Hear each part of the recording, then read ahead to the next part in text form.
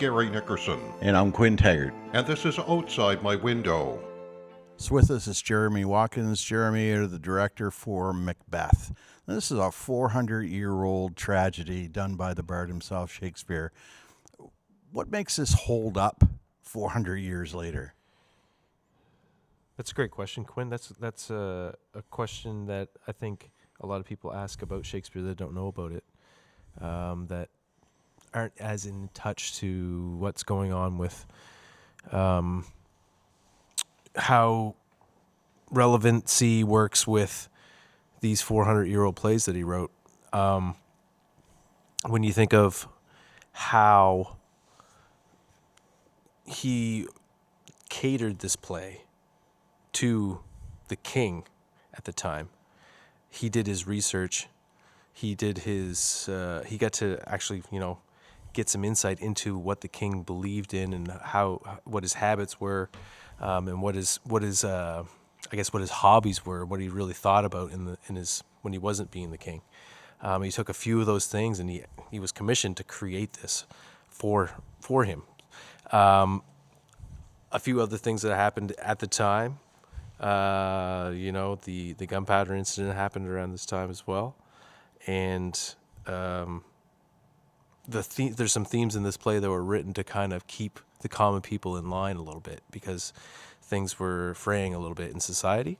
But to get back to your how it's relevant now is like all those things that I just brought up.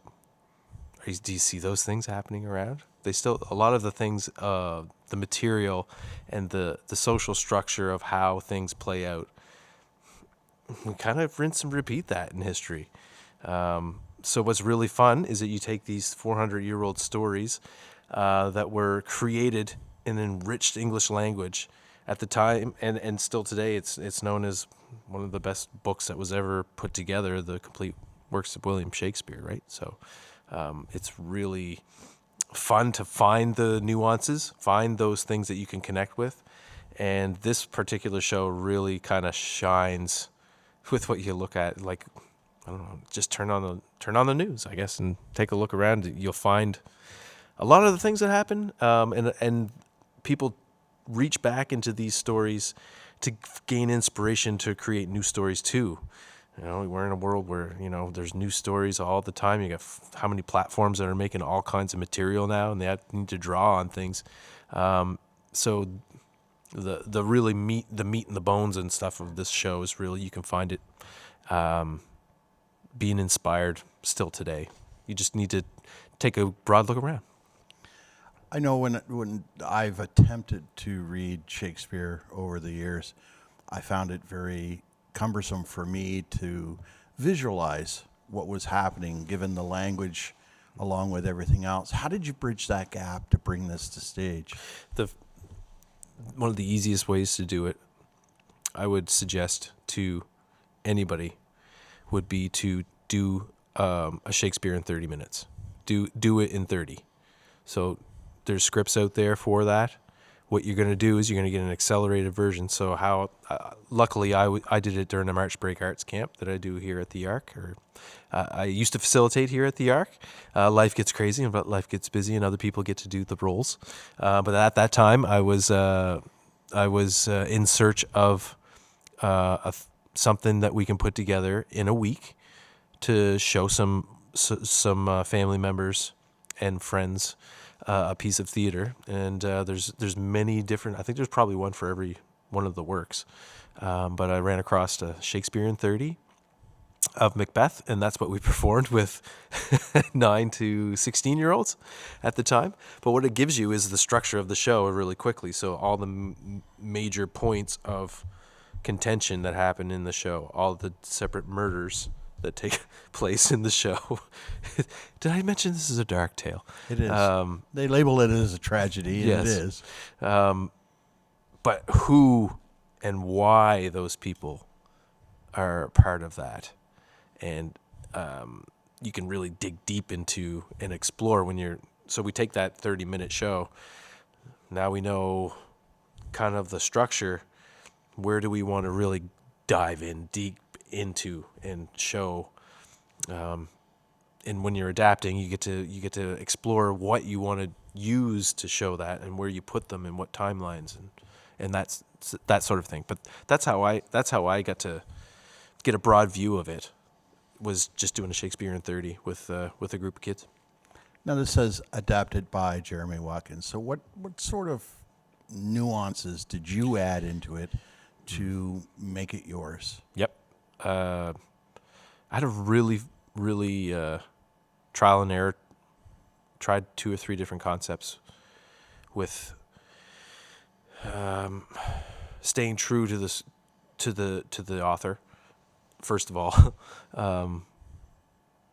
when I've done these in the past, I've gone to like Morley Austin, my teacher from Shakespeare, and I'm like, I'm trying this new idea, and and you get feedback from the really hardcore Shakespeare people that you do not mess with these things. You do not mess with these things. Why are you messing with it? You do it like it's written. Do it perfectly like it's written, and it is just as good. And I've done the Shakespeare as it's done, with a few little time changes. And we're gonna shrink some time down a little here. We're gonna hopefully Billy's not rolling in his grave because we're shrinking some time with removing some words and stuff. But you get both sides of it, and the other side, the younger generation. Younger generation, not just younger, but more, in line with who I get feedback from and involved with, say, well, why aren't you taking it to a different place? It's 400 years old. Why, what are you bringing to the table here that's not that, right? So what I explored was with this one, there's 3 different things. It was like I wanted to put it into. I've been really experimenting with science fiction and fantasy stuff for the last 4 or 5 years.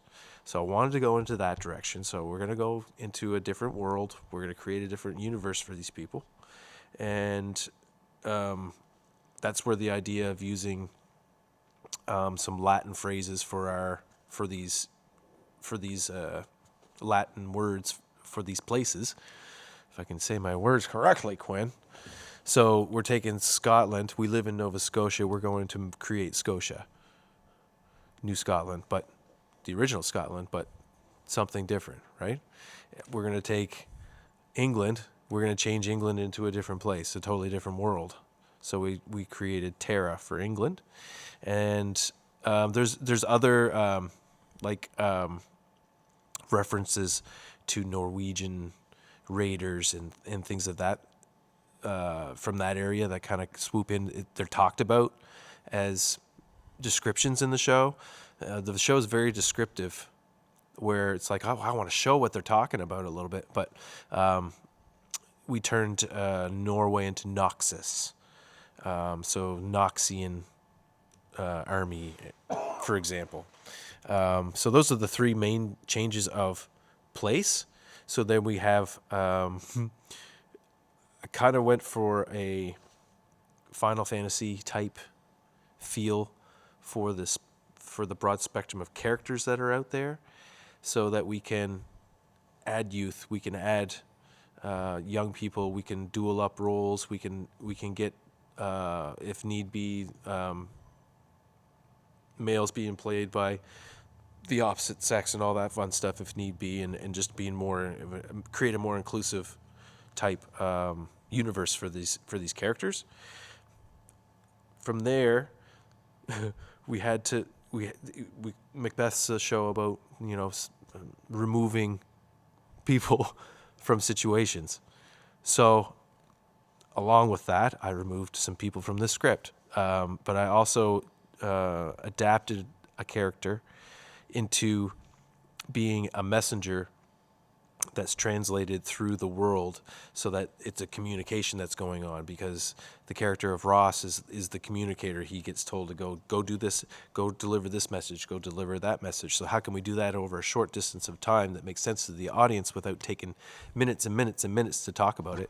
Is we kind of shrinked it down into a piece of technology, and I'm really excited about showing that to the audience, and how that bridges a little bit of a gap on how those messages can get across, and it makes sense more sense to the audience.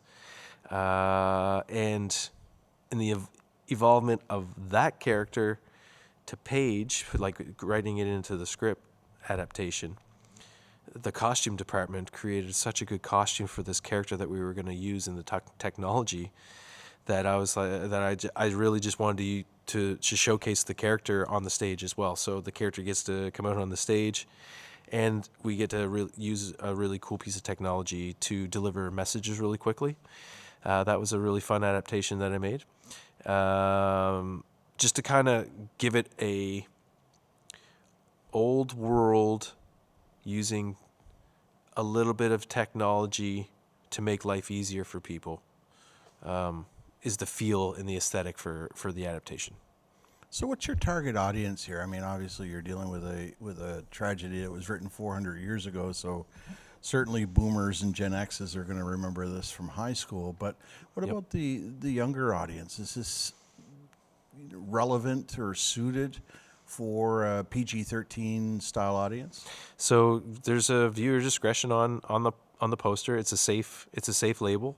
I think I have a 12-year-old and a 16-year-old, and time flies now. I think especially in the last 2 years, the veil has been removed. As far as censorship, what's available to see, how things are broadcasted, you can't escape it now. You just can't. You can't escape it. We're born to be creative. We're born to be curious. So, it's like putting your hands on the hot stove and stuff. And You do it once. Right. Don't jump over the cliff. You don't want to see what's over the. Like I saw it. You're warning your kids to not do things because you did them. But we grew up in a time without the internet and without Yeah. cell phones and social media. So, I can admit or not admit to a whole bunch of crazy stuff and say, well, there's no evidence. So, I think that when you're teaching your kids that's the caveat that you have. Is the that, internet's forever. Right. The generation before, like I got to see the first consoles and the first, the computers were around before, 1980 and stuff. But like I got to see the emergence and the integration of it all. And we didn't have that stuff. Like we had a Super Nintendo and stuff. We had TV and stuff. Like it was a privilege to have these things. That's the generation that I came from. Like it was a privilege to have the stuff you had. Yeah. Right. And you didn't stop hearing it from your parents about that. No, this is true. Right. But they if they didn't get caught, nobody knew about it. You know what I mean? So they're kind of like warning you about stuff that they did, but they never tell you until they're old. Like you get all the information from your parents when they're like 60 telling you all this stuff, and you're like, your mind is blown because, the narrative that they gave you when you were younger, So entertainment-wise, you've got movies at the traditional Cineplex. Yeah. You've got streaming, Netflix, on-demand, Yep. reality TV. Yep. 50 seasons of Survivor, for crying out loud. I watched the first one and then I was done with that. But, you got the Kardashians and Housewives of Beverly Hills and all that stuff. Yep. Where does theater fit into that? Where does live theater fit in with that realm of entertainment? Mm-hmm. And we were talking younger people too, right? So what about YouTube? Sure. Like it's just massive. The spectrum is so broad. It's so broad. And I think that there's a connection that certain ages will all have with it. But the fun thing is that you get the technology and stuff like that now to share it to those you're going to put it on their phone screens, tickle them up with it, and then the age that's in school right now is still reviewing this in school right now. Our Yarmouth High School, it just got done reading the show. Just got done. They're probably doing tests on it right now. Nice. Right? They're coming to. They all have seats to come and corroborate what they've just got done learning. Right? And that's the grade 11, I believe. class. So you have that connection. And I think that doing that and having the legend of this show, everybody that I've connected with that's been excited and connects with me, it's just said that's my favorite one. It's the one that I remember the most, or it's the one that I thought was the most exciting one. And I think it's just because of the ebbs and flows of all the different stuff that happens emotionally, and it connects with the supernatural as well to kind of give it a really entertainment value. That nostalgia of, oh yes, I remember this and I remember that. I think the nostalgia is the big draw too for this one. I know, having worked in community television for 40 years plus, one of the key draws on the community channel was, hey, you get to watch people or see people that you know. Mm-hmm. Community theater is the same thing. Yeah. You're coming in and you're seeing a cast of 20 plus on stage. These are people that you know. These are people that are in the community. And so when you're putting a show like this together, do you find yourself gravitating to working with the same people every time you go and do something? So I don't work with big groups of people a lot when I'm directing stuff. And what I mean by that is that the frequency of me directing a show with big groups of people is pretty spread out, because I'm involved in so many things. I'm very fortunate and blessed to be involved with so many things, but I'm also in the market, working the market. In the market, you need small groups of people creating big value things in order to sell yourself and be a professional. So that's the market that I'm in. And when I get to connect back to here, it's usually working with a big production as an actor. So that's where I feel like I can really contribute the most in the big realm. Taking on a show and directing a production is something that's it's a passion program thing for people, and it's not for the faint of heart, and it takes a lot of effort, and you really got to pick your battle. So what I found when I put this one together, did the audition, get to read through. The first time everybody's in the room looking at each other, if it isn't from a callback or whatever. What I said to him was, I said it wrong because I usually say things wrong the first time out. But what I meant to say to them the first time was, there's 3 green horns. A greenhorn is what we call in the fishing business somebody new to the business, somebody that don't get their sea legs. They have no idea where they are, what they're doing, or how to swim, or any of the above in the fishing industry. So we had 3 of those. But everybody else I worked with before in all these little small group shows that I've been doing over the years. Some of them, it's been 12 years. Some of them, Lady Macbeth was in the first Shakespeare show I ever directed here. Oh, longy time ago. Jeepers creepers. It was probably 2005 at that time. But again, like, having her come in, we're this much years older now, more mature. Like, holy cow, you can have this huge mature role now and knock it out of the park. So that's what I said to them. Like, you all, and a lot of them have been in a production with each other before. But what I meant to say is, like, you're all like connected and have been in small groups, but this is the first time, but it's this connection with me. It felt really cool to have that. Been doing this for so long, and people from so far back are still coming to kind of connect, as well as the new ones, as well as the performance group. Myself and Nicole LeBlanc have been pushing the Yarmouth Performance Group for the last 3 years. This is the Yarmouth Performance Group this year. There's 4 of them in there that we've been working with in small stuff working with schools and bringing like a couple show thing here to show our audience and show their friends and family.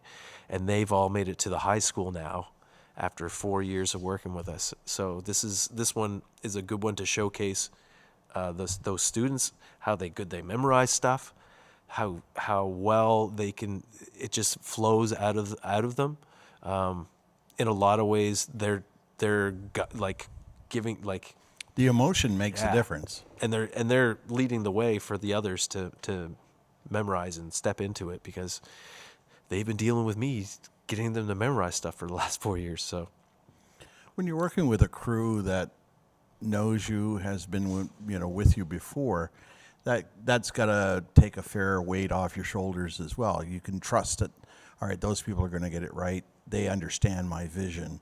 They understand the way I'm thinking, and that's why we have a bucket load of lattice over everything, and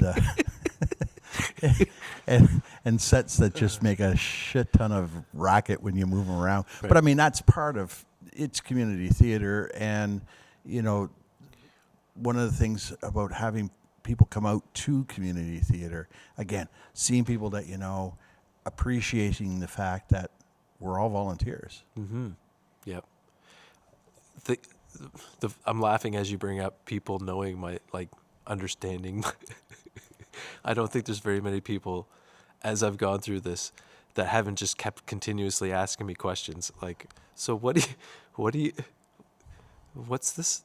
So it's, I'm very fortunate to have the group that we have.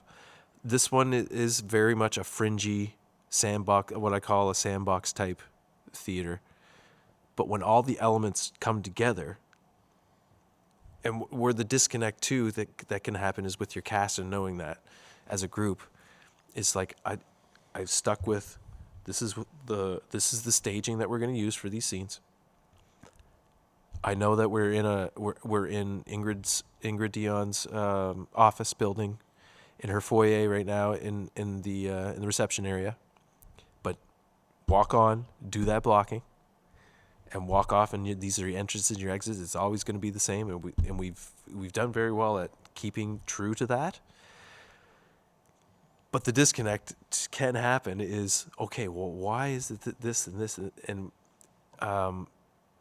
you don't get a lot of time to come into the YARC or a venue and build something. So everybody wants to know what the finish is before we get to build it a lot of the time. And when we build something, sometimes it doesn't work, so we need to change how it's built. So in order to be original. So, and again, I'm trying to be as original as I can with this as possible too. So that's where the challenge, I will say, I'll use the word challenge, has been for the whole thing. But in the last 2 rehearsals, people can see it, they feel it, all the elements are working together, and when the audience sees it, it's really gonna connect really well. It's creative for everybody. You get to sit here and let your imagination just go run wild with the show, and that's fun. I hope to hear some good feedback on that fun value of it. Now, one of the things that you don't normally see from a community production is that you're taking us on the road. Yes, sir. Taking it on the road is another huge factor in how this was designed. So this was part of the original plan? Mm-hmm. Yeah. So I guess it's been time just flies, man. Time flies. But in really quickly, to not just take forever to speak about it, over the last 4 years, I've had a really good relationship with King's Theatre in Annapolis Royal. We got to go there and do an improv workshop with Catch-22. That was the first interaction that I got to have with him, where we went in one day for a full day and did an intensive improv workshop with the whole crew. So 7 of us went.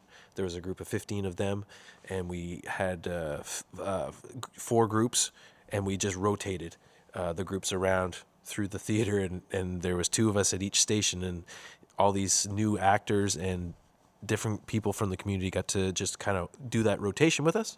And then we took the best of what we could find and did 20 minutes for an audience. And it took the second day we did it again, like continued, and then showed a piece at the end of it. That's where the relationship began. I really was tenacious to get that relationship going with Annapolis, with Janet Larkman at Annapolis at King's Theatre.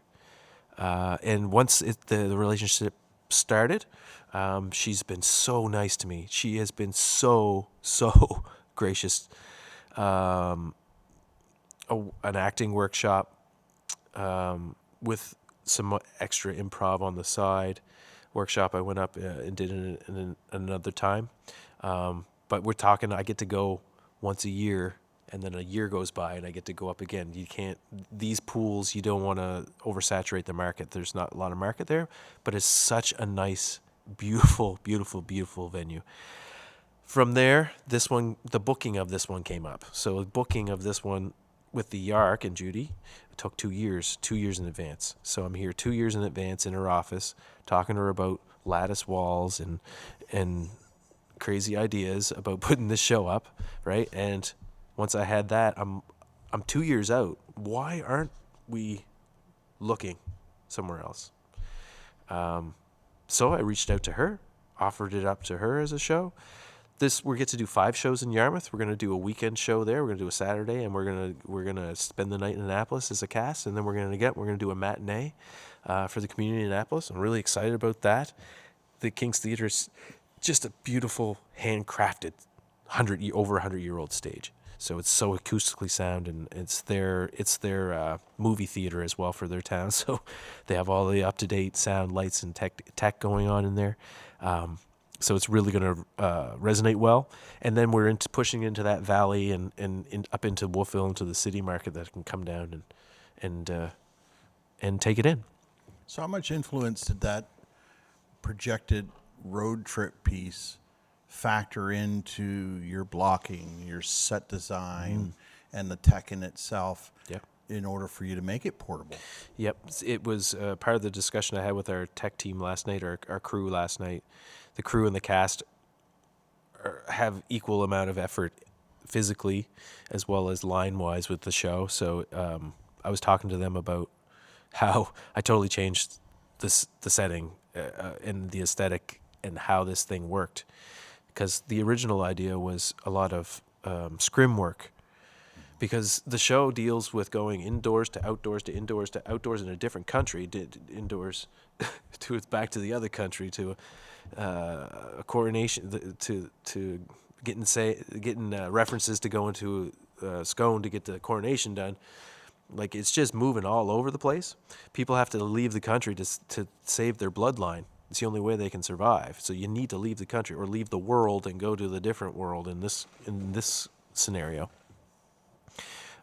So I had a lot of scrim work planned so that you go inside the scrim for inside stuff and outside the scrim for outside stuff, and it's all sit there and it doesn't need to move, and it's all open curtain. And you just move in the props and the furniture into that. And from there, Annapolis has that technology to do that show, to do that design. But here, it's a lot of integration and a lot of different tech that hasn't been tried.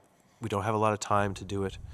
So what I ended up happening was I merged the idea into this lattice work, where the lattice is the scrims, where when we need the scrims to be the scrims and people can hide behind the natural woodwork and of the scrims, and still with lighting in behind, like a shark tooth or cheesecloth scrim, it still can give you that behind the look of the lattice feel, and it's like this happy medium. And we reduced it to 4 set walls, a throne, a cauldron, and then a little bit of furniture on and off to be able to facilitate moving it to Annapolis without an 18-wheeler. So you mentioned it took a few years to kind of get this out and on stage, how far ahead are you pulling together scripts or reviewing scripts and so on for productions? Like, how far ahead are you in your process to be able to get things on stage? It's I guess you have your top 5 all the time. You have your top 5 that you're kind of like working on, but also like trying to stay original. You're working on new things. So over the last 2 years, myself and Nicole LeBlanc have been exploring a lot of writing dinner theater plots and finding some concepts that work, and then using our improv to kind of hash out what we think is going to be the hot moment, and then adapting to the script. But writing a road path with the script and sticking to it, but always leaving those kind of couple places where you can kind of expand your idea with what we do. And what we do is tell jokes, and we use improv a lot. Is our other professional thing that we do. So that's the really fun process of that. I've been writing a lot, and to keep coming up with fresh ideas, coming up with new plots and new things is really fun. But you always have those top 5 things that you really just are there that you just want to get done. Give us a sneak peek. Well, if I could, and it's another old one, right? It's another old one, and I think it's been already like Hollywoodized and everything too, as well as this show that we've done. Everything's been kind of done that way. But give me The Hobbit. Let's go. Give me that. That's always been there. That would be ambitious, right? Another ambitious show. The reason I got into show business. I got to see, like, community theater side was one thing, but when the Yarmouth Drama Society at the time, Sandy Fevens and myself and Danny Sherman and Gilda and Ginny and Michelle and that core group of people at that time, we went up to see The Hobbit live at Wolfville, probably 2099 when they did it then. In their massive main stage that they have in Wolfville, and it's just changed my life. It's like I was like, I think I've said this on your podcast before. Me and Danny sat in a hot tub after. I'm like, Danny, I think I'm gonna get into acting. Like really get into it. Like, how do I get to that stage? And it was through that, and I still see that production when I watch the movies and everything too. Or read the book, and it was one of my favorite books reading when I was a kid growing up too. So that's definitely there. I actually, a passion project of mine would be The Pilgrim's Progress, just to do that again. It's one of the first shows I ever did when I was a child. One of John Bunyan's. John Bunyan is a very old writer, but at the time that book was written, one of the most popular books ever written, during the time when people were being chastised and thrown in jail cells and stuff for their beliefs and things of this nature. And an allegorical book that he wrote really would resonate, I think, all the characters that get brought forth through it. It's here's every character known to man in two acts that he gets to meet as he goes through his life. I really like that. That would be there. I was supposed to do The Tempest next.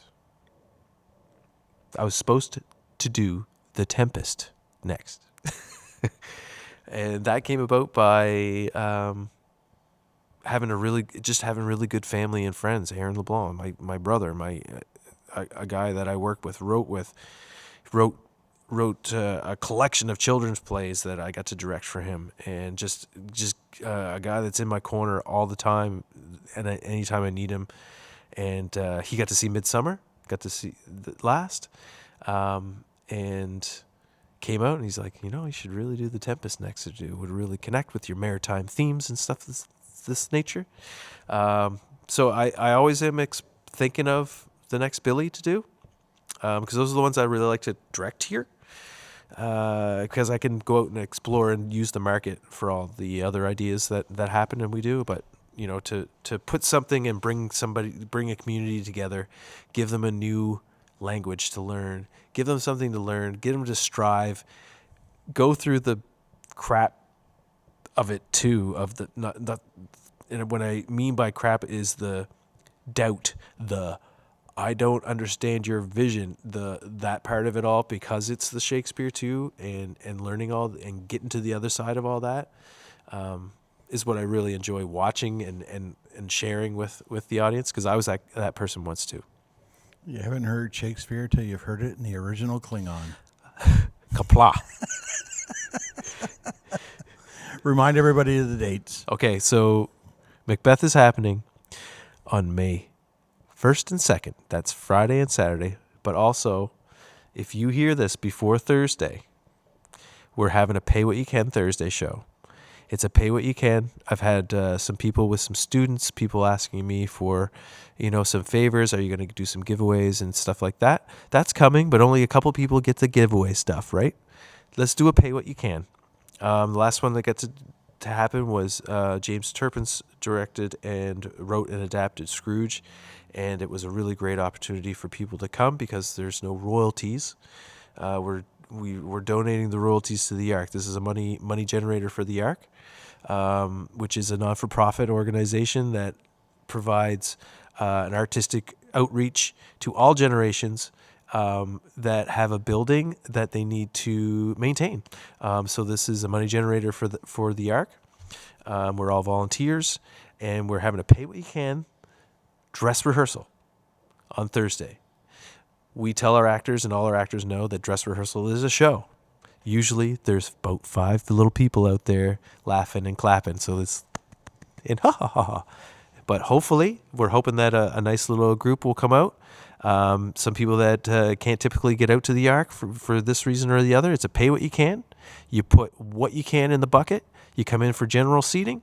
See the show on Thursday. Our grand opening is Friday and Saturday, May 1st and 2nd. Then we're going to take a little break and then get back at it on May 7th, 8th, and 9th. That's Thursday, Friday, and Saturday. Showtimes are at 7:30 at the YARC. You can go to www.yarkplayhouse.com. You can peruse your seats and get your tickets online, or you can call them 742-8150. From there, we endeavor to put this set on the truck, and we are taking it to Annapolis on May 30th and 31st. It's a Saturday and Sunday. It's the very end of May. Come on down to Annapolis. Enjoy the beautiful town. It's going to sell really well there. Tickets have been on sale there for quite some time as well. So come on down to see that show down there as well. I know some people are waiting for the Annapolis show because they're busy.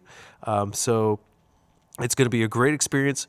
I'm using the market to exhaust this show because it's exhausted all of us, and it's taken quite some time for in a wait to get it up on the stage. And what a great place to be able to tour to in Annapolis. Jeremy, thank you. Thanks, Quinn. I appreciate you. I'm going to throw the credit out to you. I could talk to you into doing sound for this show, and again, getting to have fun doing these podcasts with you, and enjoy a nice little brewski here. Let me cheers you one more time. We always have a little brewski when we do these ones. Tonight we're using we're perusing and using Two Islands Brewing. It's a Parsborough Porter. Cheers to you, my friend. Cheers. Let's have a great show. Break a leg, man. I'm Gary Nickerson, And I'm Quinn Taggart. and this has been Outside My Window.